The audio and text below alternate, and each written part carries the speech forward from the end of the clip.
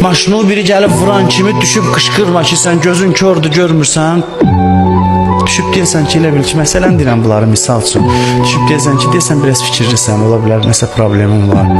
Sənin maşını vuranı düşüb sən sakitləşdirəsən.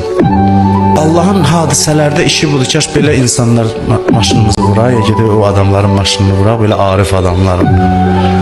Ki düşə sənə xoş danışa, mehriban danışa, deyə narahat olma. Onsuz da o dəmirdir, düzələcək.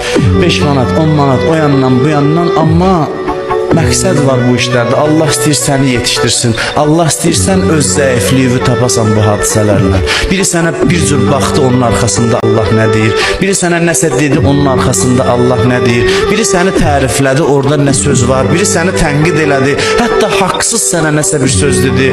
İçində yandın ki, bu mənə qarşı insafsızlıq elədi. Bu hadisələrin arxasında bax gör ki, Allah nə deyir? Kimisə ittiham eləyib üstündən keçmə hadisə.